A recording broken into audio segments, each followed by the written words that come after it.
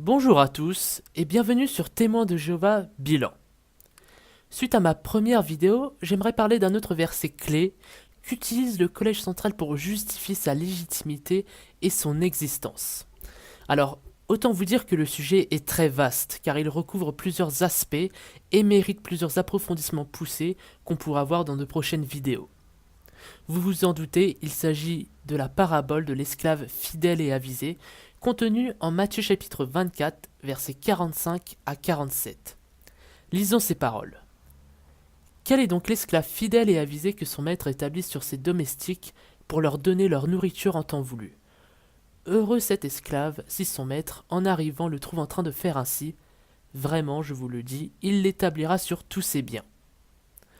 Alors, il faut savoir, si vous ne le savez pas, mais si vous êtes témoin de Jéhovah, vous devez normalement le savoir, c'est que d'après les témoins de Jéhovah, Jésus a choisi les dirigeants de la société Watchtower en 1919 comme étant le seul canal duquel émane la vérité biblique sur terre. À partir de là, considérez les applications qu'ils font du texte de Matthieu chapitre 24. Alors, regardons sur jw.org ce qu'ils disent. L'esclave fidèle et avisé a été établi sur les domestiques de Jésus en 1919. Cet esclave est le petit groupe de frères romains qui se trouve au siège mondial au cours de la présence du Christ et qui s'occupe directement de la préparation et de la distribution de la nourriture spirituelle. Quand ces hommes travaillent ensemble en tant que collège central, ils jouent le rôle d'esclaves fidèles et avisés. La tour de garde du 1er août 2001, page 14. Un chrétien mûr doit être uni aux autres croyants et en complète harmonie avec eux en ce qui concerne la foi et la connaissance. Il ne défend pas ni n'impose des opinions personnelles et il n'adhère pas à des conjectures sur la compréhension de la Bible. Il a au contraire totalement confiance dans la vérité que Jéhovah Dieu révèle par l'intermédiaire de son Fils, Jésus-Christ, et de l'esclave fidèle et avisé. Lisons la tour de garde du 15 février 2009, page 27. Sachant que Jéhovah Dieu et Jésus-Christ accordent une entière confiance à l'esclave fidèle et avisé, ne devrions-nous pas en faire autant? Et enfin, lisons la tour de garde du 15 juillet 2011, pages 24 à 28. En revanche, si nous sous-estimions la valeur des conseils bibliques donnés par l'esclave fidèle et avisé et que nous choisissions la voie de l'indépendance, nous nous opposerions au dessein divin. Alors, nous constatons à travers ces citations que cette parabole est utilisée par les témoins de Jéhovah pour légitimer l'autorité de leur organisation et de ses dirigeants sur les millions de fidèles. L'obéissance à ces dirigeants conditionne selon l'approbation du fidèle par Dieu lui-même. En fait, comme le dit Raymond Franz dans son livre À la recherche de la liberté chrétienne, l'erreur commise par les témoins de Jéhovah ne repose pas fondamentalement sur l'interprétation de cette parabole de Jésus-Christ, mais sur l'usage qu'elle fait de cette interprétation. La nuance paraît insignifiante, mais en fait, elle se révèle cruciale. C'est-à-dire qu'elle transforme une simple parabole en une prophétie visant à identifier un groupe en particulier, mais ce n'était pas du tout l'esprit des paroles de Jésus. Ayons un peu de recul pour avoir une vision globale et non pas de s'enfermer dans une vision biaisée d'un seul verset biblique. La compréhension couramment acceptée de cette parabole de Jésus est citée dans la tour de garde du 1er mars 1981, page 24. Lisons. Certains disent que les esclaves représentent les ministres chrétiens ou leur fonction de surveillance, laquelle entraîne la responsabilité de pourvoir aux besoins spirituels de la congrégation. Quant à l'arrivée du Maître, ce serait soit la seconde venue du Christ, soit pour chaque ministre sa propre mort. Ceux qui comprennent la parabole ainsi voient donc un encouragement adressé aux ministres chrétiens pour qu'ils veillent sur ce qu'on leur a confié. Effectivement, cela concorde avec l'analyse de nombreux commentateurs bibliques. C'est aussi de cette manière que les chrétiens ont toujours compris cette parabole et la comprennent encore aujourd'hui. Alors, quel est le sens de cette parabole? Les versets que je vais donner ne manqueront pas d'éclairer. Mais avant, regardez un peu le contexte pour vous plonger dans l'ambiance. Vous verrez qu'en réalité, la question ouverte que pose Jésus, qui est vraiment l'esclave fidèle et avisé, est présentée non pas comme étant destinée à se concentrer principalement sur l'identification de quelques personnes ou d'un groupe de personnes, mais comme une présentation d'une leçon de morale qui traite de la conduite et du style de vie prouvant qu'une personne est bien un esclave fidèle et un intendant prudent du maître. Il serait intéressant, même primordial, de voir la version analogue dans l'évangile de Luc qui se trouve en Luc chapitre 12 verset 42. Et le Seigneur dit, quel est donc l'intendant fidèle avisé que le maître établira sur ses gens pour leur donner en temps voulu leur ration de blé. Ainsi, Jésus dit principalement, qui parmi vous peut-il dire qu'il est un tel intendant, fidèle et avisé? On peut comparer avec l'utilisation du mot qui, employé en Psaume chapitre 15, versets 1 à 5. La réponse dépend de ce que chacun a fait et non pas de ce qu'il a cru ou de l'organisation à laquelle il a appartenu. En plus, regardez bien.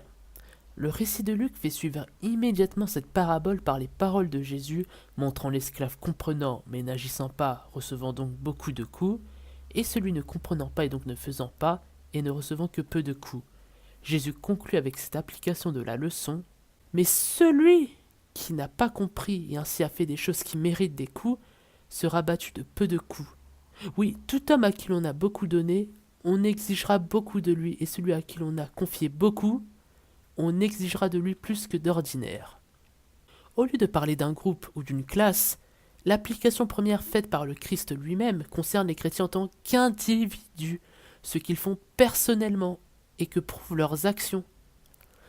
Les apôtres, inspirés de Jésus, ont de même discuté de l'intendant fidèle dans leurs écrits.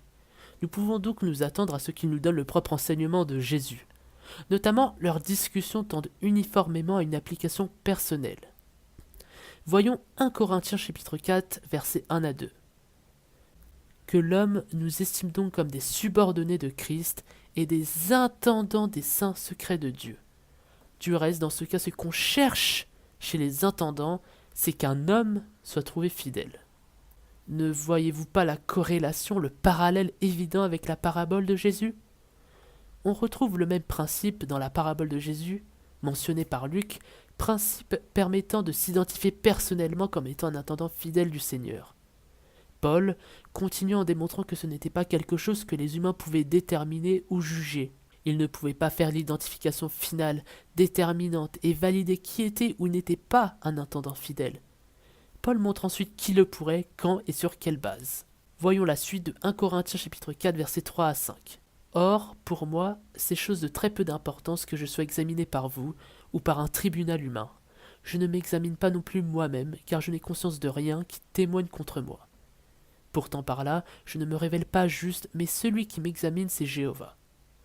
Aussi ne jugez rien avant le temps, jusqu'à ce que vienne le Seigneur, qui mettra en lumière les choses secrètes des ténèbres, et manifestera les conseils des cœurs, et alors, pour chacun la louange viendra de Dieu. Les paroles des apôtres sont également contre toute forme d'autosatisfaction, visant à s'authentifier, s'approuver, se promouvoir, afin d'établir et de maintenir la base d'un pouvoir, afin de s'élever par le biais d'un groupe religieux au-dessus de ceux qui tentent de démontrer leur foi en Christ. Tout ce que chacun d'entre nous peut dire est qu'à l'exemple de Paul, nous essayons, entre guillemets, d'être des intendants fidèles, et notre propre jugement à cet égard est entre les mains de Dieu et de Christ, dans l'attente de la révélation au jour de jugement. Le même apôtre, dans ses écrits à Tite en Crète, donne entre autres ce conseil aux anciens. Il faut en effet qu'un surveillant soit exempt d'accusation en tant qu'intendant de Dieu, qu'il ne soit pas entêté, pas enclin à la colère, pas un ivrogne querelleur, pas un homme qui frappe, pas avide d'un gain déshonnête, selon Tite chapitre 1 verset 7. On peut regarder aussi 1 Pierre chapitre 4 verset 10 comme complément. Pour autant que chacun a reçu un don, utilisez-le en vous servant les uns les autres comme d'excellents intendants de la faveur imméritée de Dieu, laquelle se manifeste de manière diverse. Pourquoi la parabole de l'esclave fidèle avisé n'est pas une prophétie? En fait, la parabole de Matthieu chapitre 24, versets 45 à 51, n'est pas une prophétie tout simplement parce que lorsque Jésus prophétise des événements futurs, il parle au futur et de manière claire, non imagée. Au contraire, ici il prend un exemple. Vouloir qu'il n'y ait qu'un seul esclave, qui de plus ne s'auto-révélerait que 2000 ans plus tard, n'a pas de sens et ce n'est pas cohérent avec les autres paraboles de Matthieu chapitre 24 et 25. En effet, ce serait comme vouloir identifier qui sont aujourd'hui les 10 vierges de Matthieu chapitre 25 versets 1 à 13. C'est pour cela que je vous ai demandé de regarder le contexte. Est-ce que ce sont 10 religions, 10 personnes précises à notre époque? Non, bien sûr, on comprend qu'il s'agit d'un exemple, pas d'une prophétie. Même chose pour les 3 serviteurs de Matthieu chapitre 25, versets 14 à 30. Qui est aujourd'hui le serviteur qui a reçu 5 talents? Est-ce que ce sont les témoins de Jéhovah ou notre religion chrétienne? Qui est le serviteur qui a reçu 2 talents? Est-ce une personne précise vivant à notre époque, le pape? Là encore, on comprend que Jésus énonçait une parabole qui n'avait pas vocation à être comprise comme une prophétie. Alors, que peut-on conclure de tout cela? La plus grande objection contre la lourde et constante accentuation de la société Watchtower à démontrer l'existence d'un esclave organisationnel comme accomplissement de la parabole du Christ est qu'elle prive la parabole de sa force. La leçon réelle qu'il faudrait en tirer en est perdue, et la parabole n'est utilisée que pour appuyer l'idée défendant l'existence d'une autorité religieuse détenue par un petit groupe d'hommes formant le collège central.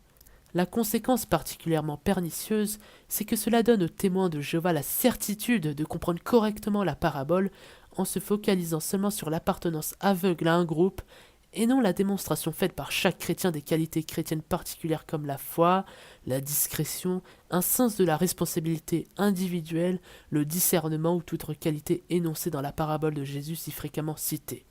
Nous avons donc vu que transformer la parabole de l'esclave fidèle et avisé contenue en Matthieu chapitre 24 versets 45 à 51 en une prophétie prédisant l'apparition d'un groupe d'hommes spécialement choisis à la tête d'une organisation religieuse au XXe siècle est une mystification absolue à l'encontre du Nouveau Testament.